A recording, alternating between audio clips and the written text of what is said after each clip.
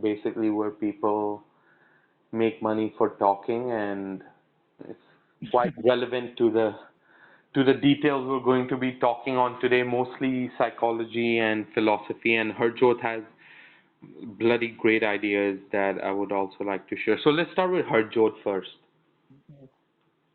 Harjot? Yeah, what's up, man? How are you? Yeah, man, what's up? So me and Harjot, how did we start talking, bro? I mean, you randomly reached out to me and Bro, I just bro, replied. not to put you off like mood, but I actually Hmm. messaged you because my friends recommended that I do a podcast with you. Oh, really?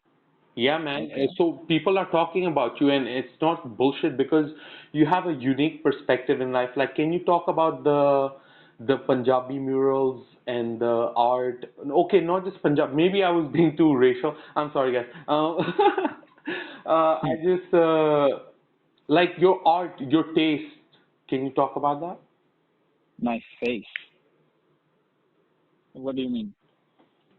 Yeah, man. We can talk about your face too, bro. No, the art, man. The pictures you like, your taste. You know. My No, I'm not understanding. Like, what do you mean my taste? Like, what is what are you referring to? Because I don't know what you're referring to. Art, man, your WhatsApp DP is a picture of people ripping lines, and there's also a lot of stuff.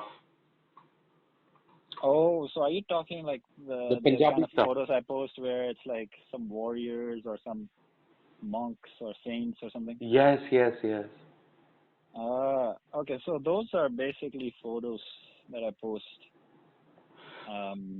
of they're gurus from the Sikh religion. Um, Okay. Sikh Sikh religion is I was born into the Sikh religion, so my family is Sikh. Um, and I am not religious by any means, but I am spiritual, quite spiritual. Hmm. And what that means is I just kind of have no bias towards any religion. I study all of it.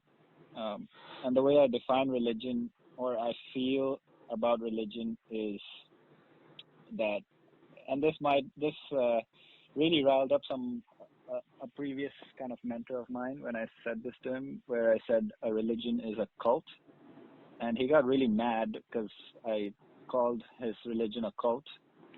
Um, What religion was he? Sikh. He was also Sikh. He had a turban. So you Uh, called your own religion a cult? yes, I did, Oh, and I do wow, okay. still. That's Um, interesting. yeah, and then he was pretty mad, and Uh-huh. obviously. Yeah. Uh, and this is coming from somebody who really respects the religion. You know what I mean? Like the art Yeah, that I you feel bring you, up, bro. I feel you. it's the reason you bring up the art is because like I put it out there, right? So it's Yeah. like I'm kind of promoting the religion in some way, but I'm not really. Uh, so the way I see it is there's two ways to life. One is very explicit, one is very implicit. Um, so one is what you see, and what one is the underlying principle. For example, let's take an iPhone for an example. What you see the iPhone, it's a great product.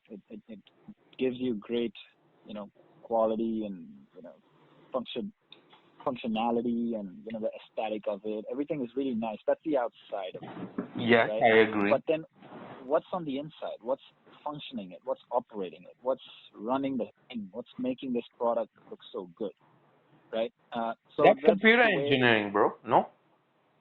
Yes, I mean, whatever that. What I'm saying is there's a principle behind it. There's something behind it. Yeah, There's a law of value behind it. nature almost.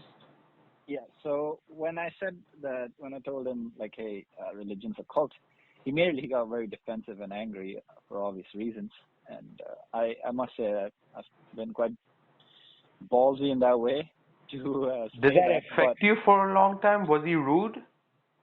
no, it didn't affect me because I stand firm with my beliefs, and Yeah, if I if if like let's say right now I tell you, since I'm a trader, I'll give you a trading analogy. I tell you, hey, I'm long this stock. That means I've bought this certain stock, for example. Mm. And you could be like, oh, okay, so that means you're bullish on this, and I can be like, yeah, right now I'm bullish. And then maybe 30 minutes later something changes, and I'm like, I'm not bullish anymore. 30 minutes later I'll change my opinion because I learned something new, some new information came to me, and now my bias has changed. Do you think there's an end to this whole learning something new and changing your decision?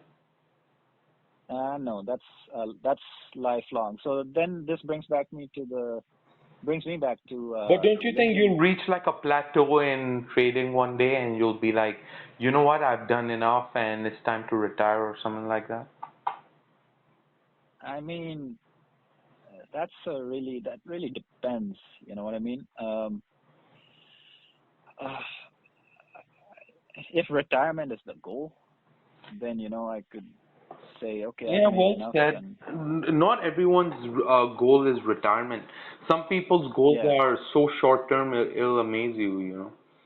yeah, absolutely, and that's the whole thing. It's like uh, everybody. I believe all humans, um, they have this inert need for purpose. Even me, if I don't feel like I'm working towards something, I feel very useless. I feel very unproductive, and I feel like I have no point in life. It's like you need a purpose in life to like kind of live life. Otherwise, it feels as if meaningless. Deep word. And so we all have to create purpose and meaning in our life, Yeah. because essentially life is totally pointless. There's no fucking point. You could become the Maharaja, you can become a king of, fucking any country, become the king of UK, of America, become the next president. You could become the greatest of the greatest of the great in this world, in this life, and then one day you die and that's it. What are you going to do about that? It doesn't mean shit anymore. Like, your life is done. Yeah, man. Um, How about we move on to the next section here? Ding, ding, ding, ding, okay. ding, ding, ding. Okay. Yeah. Uh, Go for it. what are your thoughts on karma? Karma. What are my thoughts on karma? Well, Because karma is now quite we've come to interesting. the point of understanding that you don't believe in big mountains. You are more of a swimming in the ocean type person. Okay, yeah, that's interesting. Why do you say that? Well, because the mountain is basically our ego, right? Mm-hmm. That's literally the mountain. It's not a big mountain, it's a small mountain, and you can live on that mountain. But at the same, actually, I spoke about this in my post today. That two layers of humanity. There's the conscious and then the subconscious, right? There are things you can see, and then there are things which are invisible. Mm-hmm.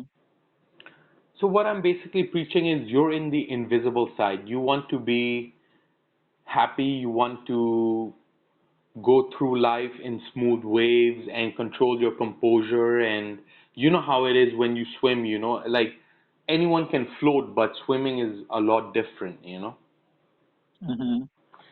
So what I'm trying to say is sometimes you should experience ego as well. And I think this is the perfect outlet for you. Maybe you've enjoyed podcasting. He's done podcasts in the past and they're really entertaining and he talks really deeply and passionately about things. And this is our first podcast together. And yeah, I hope you guys like and throw a subscribe down there. And yeah. I mean,